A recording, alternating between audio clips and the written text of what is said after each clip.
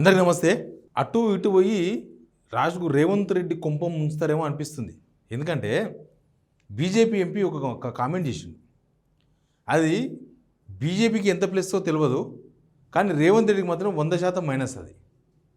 అది ఇప్పటిదాకా కేవలం ఆరోపణలు మాత్రమే ఉన్నాయి. కానీ బీజేపీ ఎంపీ ధర్మపురి అరవింద్ మాట్లాడిన తర్వాత పార్టీ హైకమాండ్కి ఆధారాలు చిక్కినట్టు అయిపోయింది. అసలు ఏంది ధర్మపురి అరవింద్ చేసిన కామెంట్ ఏంది, దాని మీద మాట్లాడదాం. మాట్లాడకన్నా ముందు ఈ వీడియో చూస్తున్న మీరు సబ్స్క్రైబ్ చేసుకునే వాళ్ళు ఎవరైనా ఉంటే సబ్స్క్రైబ్ కూడా చేయండి సిగ్నల్ టీవీని. వీడియో షేర్ కూడా చేయండి, వీలైతే లైక్ చేయండి, కామెంట్ కూడా చేయండి. ధర్మపురి అరవింద్ చేసిన కామెంట్ ఏంటంటే, రేవంత్ రెడ్డి వచ్చిన తర్వాతనే మా పార్టీ తెలంగాణలో బలపడింది, రేవంత్ రెడ్డి ముఖ్యమంత్రి అయిన తర్వాతనే మేము బలపడినామని చెప్తున్నారు ఆయన. ఏ సందర్భంలో మాట్లాడిందంటే, రేవంత్ రెడ్డి అహ్మదాబాద్లో ఏఐసిసి మీటింగ్లో మాట్లాడాడు, తెలంగాణలో బీజేపీని అడుగుపెట్టనీయమన్నాడు. దానికి కౌంటర్గా ధర్మపురి అరవింద్ మాట్లాడిండ్రు. నిజానికి కూడా రేవంత్ రెడ్డి వచ్చినాకనే బీజేపీ 8 ఎంపీ సీట్లు గెలిచింది. హిస్టరీ ఉమ్మడి ఆంధ్రప్రదేశ్లో కూడా ఎప్పుడు 8 ఎమ్మెల్యేలు గెలవలేదు, 8 ఎంపీలు గెలవలేదు, ఎమ్మెల్యేలు గెలిచిండ్రు. అప్పుడు ఎలక్షన్, అప్పటికి రేవంత్ రెడ్డి ముఖ్యమంత్రి కాలేదు, ఎమ్మెల్యేలు గెలిచారు. కానీ 8 మంది ఎంపీలు, 50%, ఆల్మోస్ట్ 45 to 50% ఉన్నాయి. 17 మంది ఎంపీలు. ఒకటి ఎంఐఎంకి ఎప్పుడు ఆ ఖాతాలో రాసి పెడతారు. ఇంకా మిగిలింది మన దగ్గర 16 ఎంపీలు లెక్క పెట్టాల్సింది ఎప్పుడు. ఎందుకంటే ప్రతిసారి హైదరాబాద్ పార్లమెంట్లో అసదుద్దీన్ ఓవైసీ గెలుస్తున్నాడు. అక్కడ ఎవరికి ఛాన్స్ వస్తలేదు, ఎవరు ఛాన్స్ తీసుకుంటలేరు కూడా.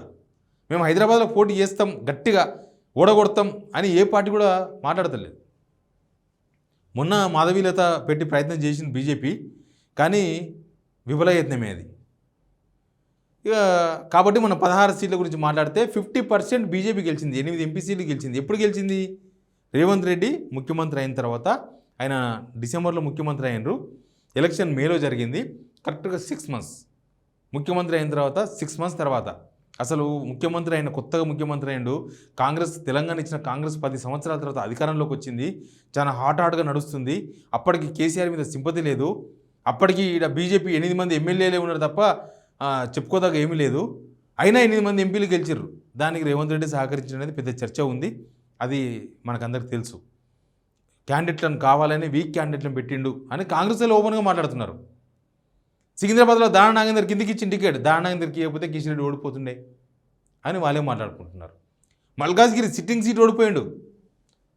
మహబూబ్నగర్లో బీజేపీ గెలిచింది. మహబూబ్నగర్ ఆయన సొంత కాన్స్టిట్యున్సీ, సొంత నియోజకవర్గం, పాలమూరు మహబూబ్నగర్ పార్లమెంట్. కాబట్టి ఆయన మాట్లాడినేమో బహుశా.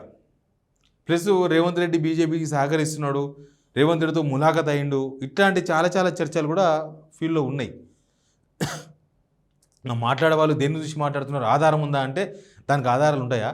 రేవంత్ రెడ్డి వాళ్ళతో మాట్లాడేది వాళ్ళకి తెలుస్తుందా? కానీ పరిణామాలు మనకు చూస్తున్న పరిణామాలు, ఎంపీ సీట్లు గెలవడం కానీ, లేకపోతే తర్వాత బీజేపీకి సంబంధించిన కొద్దిమంది రేవంత్ రెడ్డి రిస్క్లో ఉన్నప్పుడల్లా బయటికి రావడం.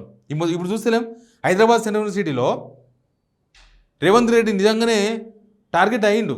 అందరు కాంగ్రెస్ పార్టీ మొత్తాన్ని తీసుకొచ్చి టార్గెట్ చేపించేసిండు. దూకుడు వల్ల అట్లా అయింది. అది ప్రభుత్వ భూమి అయినా అంత దూకుడు వ్యవహరించాల్సిన అవసరం లేదు. ఉగాది పండుగ రోజు 100 బుల్డోజర్స్ రాత్రి పంపాల్సిన అవసరం లేదని చర్చ కాంగ్రెస్ వాళ్ళు కూడా యాక్సెప్ట్ చేస్తారు. నిజమే, అట్లా చేసేది లేకుండా అని మాట్లాడతారు. కాంగ్రెస్ వాళ్ళు కూడా యాక్సెప్ట్ చేస్తారు. దానికి కొంతమంది ఎంపీలు ఆల్రెడీ రేవంత్ను రెస్క్యూ ఎన్నికనే కొంతమంది ఆల్రెడీ బయటకు వచ్చిండ్రు. కేటీఆర్ బీజేపీ ఎంపీ ఉన్నాడు అనగానే 1-2 ఎంపీలు బయటకు వచ్చి రేవంత్ రెడ్డి రెస్క్యూ చేసే ప్రయత్నాలు చేస్తున్నారనే చర్చ కూడా జరుగుతుంది ఆల్రెడీ. ఎప్పుడు రేవంత్ రెడ్డి ఇబ్బందులు ఉన్నా, హైడ్రాలో ఇబ్బందులు ఉన్నా, మూసీలో ఇబ్బందులు ఉన్నా, ఆ 1-2 ఎంపీలు రెస్క్యూకి వస్తున్నారు. వచ్చి రేవంత్ రెడ్డి చేసేది కరెక్టే అనే ఒక ఫీలింగ్ వచ్చే విధంగా మాట్లాడుతున్నారు. వాళ్ళు రేవంత్ రెడ్డి చేసిన తప్పునో లేకపోతే రేవంత్ రెడ్డి చేసిన పనినో దాన్ని చూడకుండా, దాని వైపు మాట్లాడకుండా బీఆర్ఎస్ని టార్గెట్ చేస్తున్నారు. వాళ్ళు బీఆర్ఎస్ తప్పు, బీఆర్ఎస్ గవర్నమెంట్ పోయింది, దాన్ని తప్పు పడుతున్నారు. మొత్తం లోకమంతా ఎస్సీయూలో రేవంత్ రెడ్డి ప్రభుత్వం చేసిన ఆ పనిని తప్పుపడుతుంటే ఆ 2 ఎంపీలు మాత్రం, ఇంకా ఒకరిద్దరు కూడా, వాళ్ళు మాత్రం పల్లెత్తు మాట మాట్లాడతలేరు. వాళ్ళు రేవంత్ రెడ్డి చేసేది కరెక్టే అన్నట్టుగా బిహేవ్ చేస్తున్నారు. రేవంత్ రెడ్డి రెస్క్యూ కోసమే వచ్చారు టైంకు అనే చర్చ ఉంది. ఇక ఇదంతా ఓకే. ఈ బీజేపీలో రకరకాల మనుషులు రకరకాలుగా ఉన్నది. ఎందుకంటే ధర్మపురి అరవింద్ కూడా ఈ ఎస్యూ విషయం మీద అసలు 10,000 కోట్ల ఇష్యూ మీద విచారణ చేయాలి, అట్టెట్ట కుదబెడతాడు హైదరాబాద్ యూనివర్సిటీ భూములని ధర్మపురి అరవింద్ మాట్లాడిండు. కాబట్టి ఎవరు వర్షం వాళ్ళకే ఉన్నది అక్కడ. కానీ ఇవన్నీ కూడా ఆయనకు ఎందుకు మాట్లాడుతుందో తెలియదు. బీజేపీ వాళ్ళు ఎందుకు మాట్లాడుతున్నారు, నిజంగానే పార్టీ 8 ఎంపీసీలు గెలిచింది కాబట్టి, లేకపోతే మొన్న ఎమ్మెల్సీలు గెలిచింది కాబట్టి మాట్లాడుతున్నారా, లేకపోతే రేవంత్ రెడ్డి కొందరికి ఫ్రెండ్ అయిపోయాడు బీజేపీలో అని మిగతా వాళ్ళు రేవంత్ రెడ్డిని టార్గెట్ చేస్తున్నా కూడా అర్థమైతే లేదు. ఇప్పుడు రేవంత్ రెడ్డి ఫ్రెండ్స్ ఎవరంటే బీజేపీలో ఒకరిద్దరు ఎంపీలు, అది బీజేపీలోనే నచ్చలేదు కదా. ఇప్పుడు ధర్మపురి అరవింద్ మాట్లాడిన మాట ఏంది, అది రేవంత్ రెడ్డికి మంచి చేసే మాట కాదు. రేవంత్ రెడ్డి వచ్చినాకనే బీజేపీ బలపడిందంటే కాంగ్రెస్ హైకమాండ్ మొదలే రేవంత్ రెడ్డి మీద 1000 కళ్ళతో రకరకాల అనుమానాలతో ఉన్నది. ఇదే లోక్సభ ఎలక్షన్స్ రిజల్ట్ తర్వాత ఒక త్రిసభ్య కమిటీ వచ్చి రకరకాల ఓడిపోయిన కాన్స్టిట్యున్సీల కార్యకర్తలతో మాట్లాడి రిపోర్ట్లు అది ఇచ్చిర్రు. ఇక్కడ వీక్ క్యాండిడేట్ పెట్టడంతోన ఈ క్యాండిడేట్ కాకుండా వేరే క్యాండిడేట్కి ఇచ్చిందంటే ఖచ్చితంగా కాంగ్రెస్ గెలిచేది, కాంగ్రెస్కి ఇంకొక 8లో ఇంకొక 4 సీట్లు వచ్చేది అనే రిపోర్ట్ ఇచ్చిన వాళ్ళు. అంటే కాంగ్రెస్కి 12 సీట్లు వచ్చేదని. నిజంగానే 12 సీట్లు వస్తే సెంట్రల్లో సిచ్యువేషన్ వేరే ఉంటుండే. కాంగ్రెస్ సిచ్యువేషన్ 4 సీట్లతోనే సిచ్యువేషన్ మారిపోయేది. కానీ అవే రాకుండా చేసింది. అందుకే రేవంత్ రెడ్డి ఆల్రెడీ బీజేపీ లైన్లో ఉన్నాడు అనే పెద్ద చర్చ. అది ఎందుకు వచ్చింది చర్చ అంటే వ్యవహరిస్తున్న తీరు లేకపోతే కనబడుతున్న పరిణామాలు, ఇది సొంత పార్టీ వాళ్ళు కూడా మాట్లాడుకునే సిచ్యువేషన్కి పోయింది. అంత డీప్ డిస్కషన్స్ నడుస్తున్నాయి దానిపైన, అంత విస్తరించింది ఆ చర్చ. ఇప్పుడు చేసిన కామెంటు ఎక్కడ దాకా పోతుంది, ఢిల్లీ దాకా పోతుంది. అంటే రేవంత్ రెడ్డి బీజేపీతో కలిసిండా కలవలేదా అనేది ఎవరు చెప్పలేరు, ఎవరి దగ్గర ఆధారాలు లేవు, ఉత్తగా ఆరోపణ చేసేవరకే. కానీ బీజేపీ ఎంపీ మాట్లాడిన తర్వాత అదొక పెద్ద ఆధారం కాదా? రేవంత్ రెడ్డిని టార్గెట్ చేసిన ధర్మపురి అరవింద్ ఎందుకు అని అంటే ఆయన వేరే వాళ్ళతో ఫ్రెండ్షిప్ చేస్తున్నాను కాదనే ఉద్దేశం ఉండొచ్చు. కానీ ఇప్పుడు బీజేపీ బలపడుతుంది ఇక్కడ అని అంటే కాంగ్రెస్ వీక్ అవుతుందని అర్థం. జాతీయ పార్టీ కదా, వాళ్ళకు ఎటు చూసినా ఢిల్లీలో దేశవ్యాప్తంగా చూసినప్పుడు బీజేపీ వర్సెస్ కాంగ్రెసే కదా ఎలక్షన్ జరగాల్సింది. కానీ ఆయన ఇవన్నీ సీరియస్గా తీసుకుంటే పార్టీ హైకమాండ్ రేవంత్ రెడ్డి సీట్కి ఎసరు పెట్టవచ్చు, రేవంత్ రెడ్డిని లేపేయచ్చు అసలు. అందుకే అన్న రేవంత్ రెడ్డి టార్గెట్గా మాట్లాడిండు. బీజేపీ రేవంత్ రెడ్డి ముఖ్యమంత్రి అయినందుక, కాంగ్రెస్ గవర్నమెంట్ వచ్చినందుక ఏమో తెలియదు, కానీ బీజేపీ లబ్ధి పొందింది అయితే నిజం 100% మనకు కనిపిస్తుంది అది కూడా. కానీ ధర్మపురి అరవింద్ చేసిన కామెంట్స్ రేవంత్ రెడ్డి టార్గెట్ చేసే విధంగా, రేవంత్ రెడ్డి నష్టం చేసే విధంగా ఉన్నాయి. ఆల్రెడీ ఢిల్లీకి రిపోర్ట్స్ కూడా పోయింటాయి, చాలా రిపోర్ట్స్ పోతాయి ఢిల్లీకి ఇక్కడ నుంచి. ధర్మపురి అరవింద్ చేసిన కామెంటు